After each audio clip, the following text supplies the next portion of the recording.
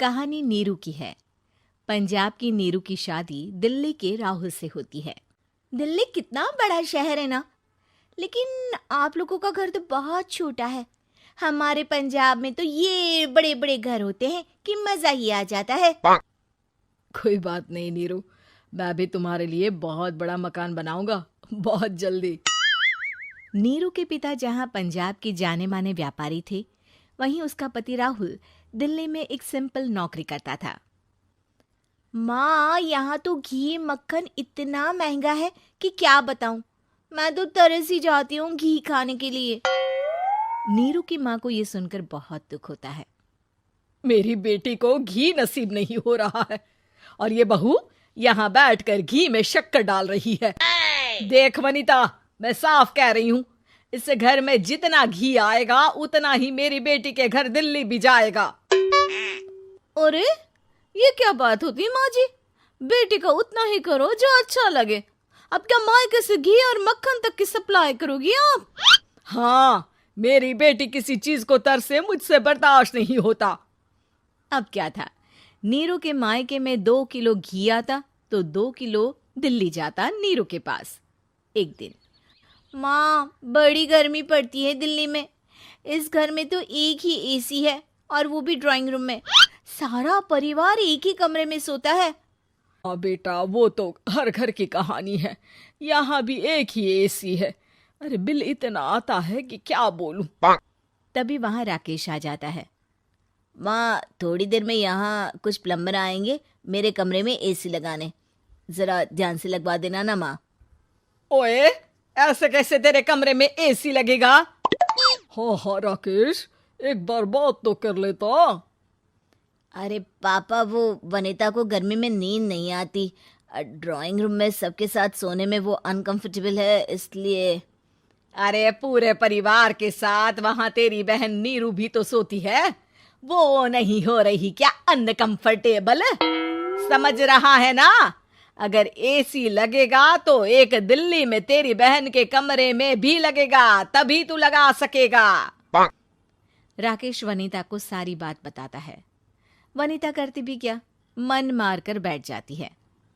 माँ, ये लोग ठीक नहीं है, क्या करूं मैं?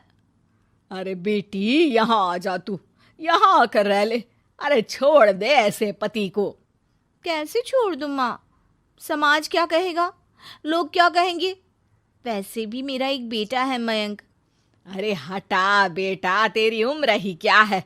इतनी परेशान रहेगी तो काम कैसे चलेगा? खैर, बात आई गई हो जाती है। माँ को लगता है कि नीरू ठीक है, तो वहीं नीरू के मन में एक ही लाइन चल रही होती है, यहाँ आजा। माँ ने तो बोल ही दिया है कि यहाँ आजा। बस मयंक थोड़ा सा बड़ा हो जाए, इन गरीबों को छोड़कर मैं वापस माँ के पास ही चली जाऊंगी। वो इसी सोच में बाजार में चल रही थी कि मैम, आपका दुपट्टा जमीन को छू रहा है। नीरू जैसे ही उस लड़के की तरफ देखती है, देखती ही रह जाती है। हाय रे, कितना सुंदर लड़का है ये। अब क्या हुआ? मैंने कहा आपका दुपट्टा। तो खुद ही उठाकर दे दो ना। लड़का समझ जाता है कि नीरू उस पर फिदा हो चुकी है। वो उससे उसका नंबर लेकर चला जाता है। अब क्या था, नीरू और रोहित में लगातार बातें होने लगती है। मैं हरियाणा का रहने वाला हूँ, यहाँ एक बड़ी कंपनी का मैनेजर हूँ। अच्छा, और कितने बच्चे हैं तुम्हारे? बच्चे? अरे मेरी तो शादी भी नहीं हुई है। तुम बताओ, शादी करोगी? नीरू शर्मा जाती है। अब लेकिन मैं तो पहले से ही शादीशुदा हूँ। मुझे फर्क नहीं पड़ता, बस तुम शादी कर लो। भाग चलते हैं, बहुत पैसे वाला हूँ मैं, हमेशा खुश रखूंगा तुम्हें। नीरू रोहित से मिलकर सारा प्लान बना लेती है और फिर एक दिन घर से भाग जाती है। दोनों शादी कर लेते हैं।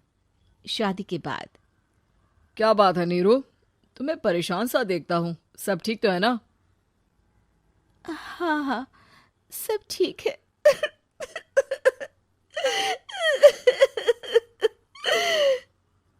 ये कहते कहते ही वो रोने लगती है। अरे क्या हो गया, रो क्यों रही हो? मैंने तुमसे एक बात छुपाई है। और वही बात अब मुझे परेशान कर रही है। रोहित, मेरा एक बेटा भी है, उसका नाम मयंक है। क्या बात कर रही हो? ये तुमने मुझे पहले क्यों नहीं बताया?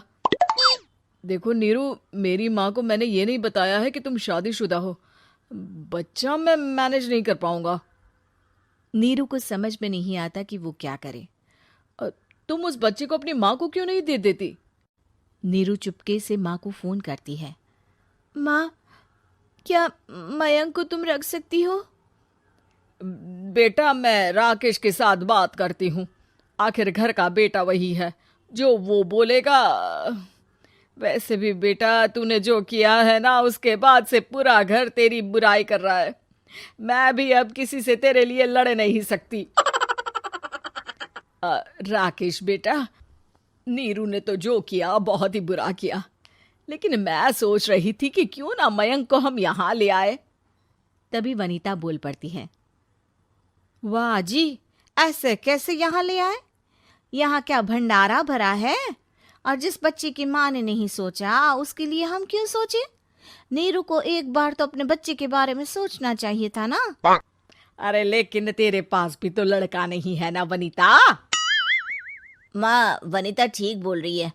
कल को वो बड़ा होकर इसी घर का हिस्सा मांगेगा तो हम क्या करेंगे? माँ कहती भी तो क्या, वो चुप रह जाती है। वहीं नीरू का पहला पति कहता है। माँ, अगर आज भी वो वापस आ जाए तो मैं उसे माफ कर दूंगा। बेटा, गरीबी चीज ही ऐसी है, क्या करेगा? तू तो अब मयंक का सोच। वो बेचारा तो बिना माँ का हो गया। मयंक के खातिर तू दूसरी शादी कर ले बेटा। लोगों के लाख समझाने के बाद नीरू के पहले पति की शादी रिद्धि से हो जाती है, जिसके पहले पति से 2 बच्चे होते हैं। देखो जी, मैंने शादी सिर्फ बच्चे के खातिर की है। मैंने भी शादी सिर्फ बच्चों के खातिर की है। वहीं नीरू के दूसरे पति के मन में ये बात घर कर जाती है कि नीरू एक मासूम बच्चे को उसके खातिर छोड़ कर आई है। अब देखो नीरू, मुझे लगता है कि जो औरत अपनी कोख का बच्चा छोड़ सकती है, वो तो कुछ भी कर सकती है। कल को तुम्हें मुझसे अच्छा कोई मिल गया तो तुम तो मुझे भी बाय बाय कर दोगी ना। नीरू को अब उसका दूसरा पति ताने देना शुरू कर देता है। तंग आकर नीरू उसके यहाँ से भागकर अपने पहले पति के पास चली जाती है, लेकिन ससुराल में क्या लेने आई है नीरू, मयंक को? नहीं नहीं सासू माँ, मुझसे गलती हो गई, मुझे माफ कर दीजिए। नीरू, अब वक्त खत्म हो गया है, मेरी शादी हो चुकी है। तो छोड़ दो ना उसे, हमारा बच्चा है। मैं आपको अपनी माँ नहीं मानता, मेरी नहीं मान तो बात अच्छी है। नीरू मयंक की बात सुनकर समझ जाती है कि उसके पास अब ना आसमान रहा ना ही जमीन।